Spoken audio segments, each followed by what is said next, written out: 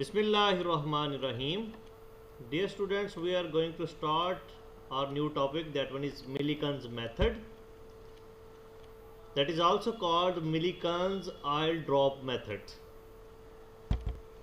1909 के अंदर रॉबर्ट ए मिलिकन एक साइंसदान था जिसने चार्ज ऑन इलेक्ट्रॉन को फाइंड किया।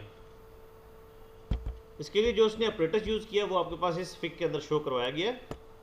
ये वाली जो फिग है आपके पास, इसके अंदर ये शो करवाया गया।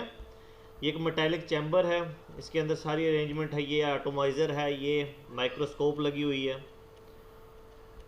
तो इसी चीज़ की हम इंटरनल डायग्राम यहाँ पर देखते हैं और मज़ीद हम इसके अंदर इसके प्रिंसिपल की भी बात करेंगे कि इसका प्रिंसिपल क्या था।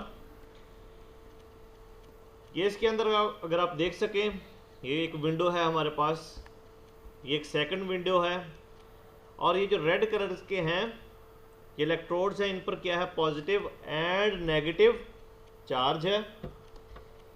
और मज़ीद इसके अंदर पैरेलल प्लेट्स, ये इसको आप बोल देंगे ये क्या है, P, और ये P प्राइम है।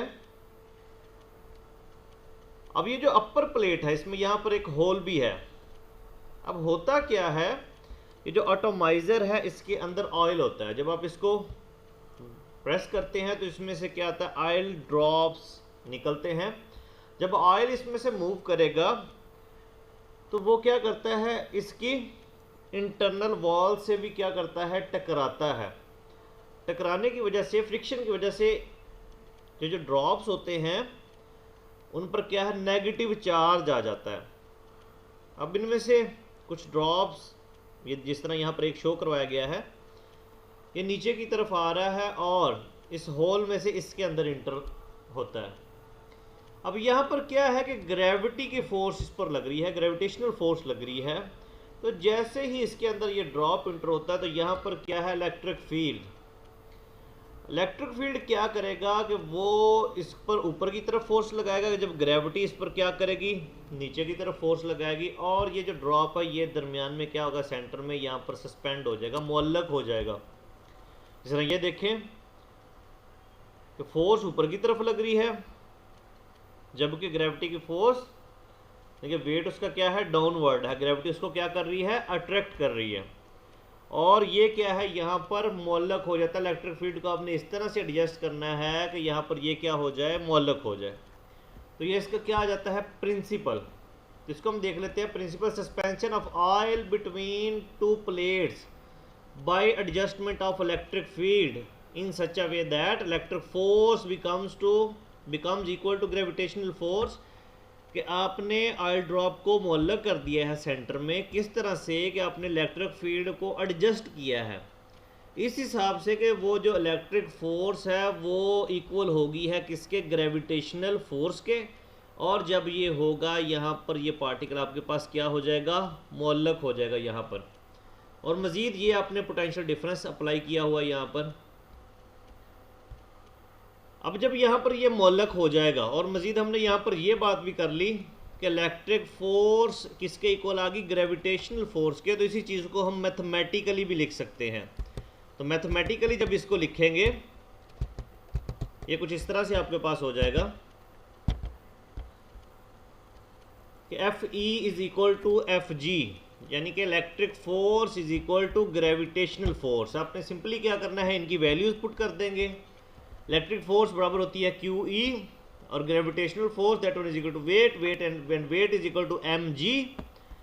और हमें ये भी पता है कि E किसके बराबर होता है, तो ये बराबर होता है E is equal to V/d। ये हमने रिलेशन पढ़ा था जब हमने electric field as potential gradient पढ़ा था। तो आपने ये वैल्यू उठानी और यहाँ पर पुट कर देनी है E की जगह पे। Q into V/d is equal to mg। और क्योंकि हमने चार्ज फाइंड करना है तो अब Q को एक साइड पे कर लेंगे, बाकी साइड हम उसको दूसरी तरफ ले जाएंगे। तो ये आपके पास चार्ज की इक्वेशन आ जाएगी, Q is equal to mgd/v। इसको इक्वेशन नंबर 1 का नाम दे लें। अब हम मज़ीद क्या करते हैं कि इसमें मास भी फाइंड कर लेते हैं। मास क्या आता है हमारे पास, तो जब हम मास फाइंड करना चाहेंगे, अब मास फाइंड करने के लिए आपने क्या करना है कि ये जो आपके पास डायग्राम थी, ये आपके पास चार्ज क्या है जी, यहाँ पर सेंटर में मुअल्लक था, तो ये तो हमने फर्स्ट सिचुएशन पढ़ चुके हैं। अब आप क्या करें, इलेक्ट्रिक फील्ड को स्विच ऑफ कर दें। जब आप इलेक्ट्रिक फील्ड को स्विच ऑफ करेंगे तो वो जो ड्रॉप है उसको फॉल करने दें under the action of gravity, और ये क्या करेगा, टर्मिनल वेलोसिटी गेन कर लेगा।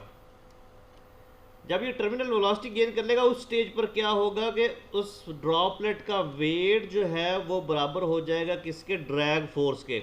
अब ड्रैग फोर्स के बारे में आपने फर्स्ट ईयर में 6 चैप्टर में पढ़ा हुआ है।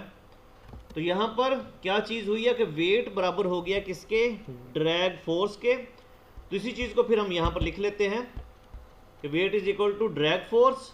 वेट किसके बराबर आ गया, mg, and drag force formula ये पढ़ा हुआ है आपने 6 पाई ईटा आर वी, और ये v वेलोसिटी कौन सी, टर्मिनल वेलोसिटी।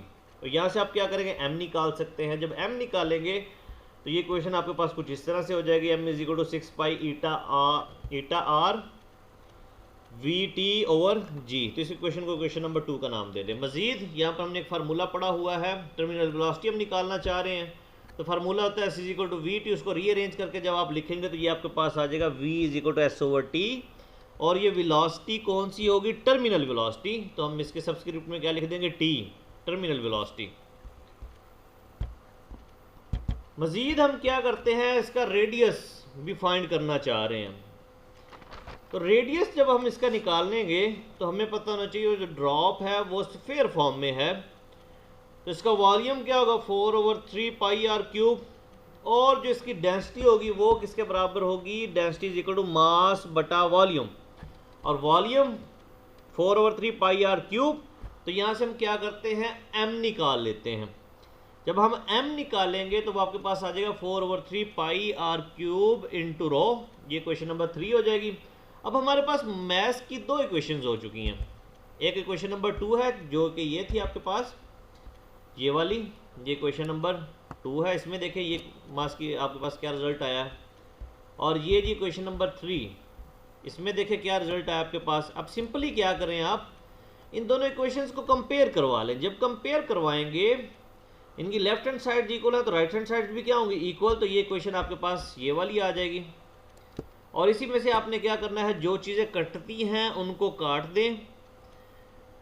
तो उसके बाद इक्वेशन आपके पास आ जाएगी R square is equal to 9 eta V terminal velocity over 2 rho G, और इसको क्या करेंगे, सिंपली आप यहाँ से स्क्वायर ख़त्म करना चाह रहे हैं तो इसका क्या करेंगे, अंडर रूट ले लेंगे। तो अंडर रूट लेंगे तो आपके पास आ जाएगा R is equal to under root 9 eta V T over 2 rho जी।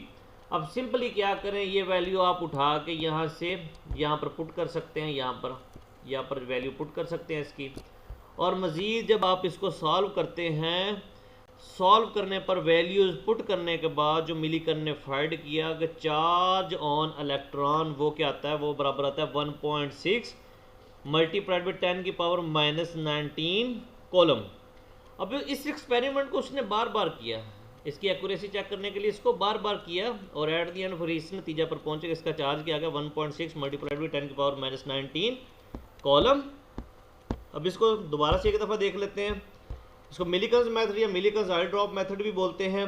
जिस साइंसदान ने इस पे काम किया, जो कि चार्ज फाइंड किया उसने इलेक्ट्रॉन का इस मेथड के थ्रू, वो था रॉबर्ट ए मिलीकन। उसी के नाम पे ये मिलीकन्स मेथड भी बोला जाता है। इसका प्रिंसिपल हमने देखा, और ये ऑपरेटर्स था, ये मेटालिक चैम्बर। इस मेटालिक चैम्बर को हमने यहाँ पर ब्लैक लाइन से शो करवाया, और इसके अंदर जो जो चीज़ें हो रही थी वो सारा कुछ हमने ये इंटरनली इसके डायग्राम के साथ दिखाया।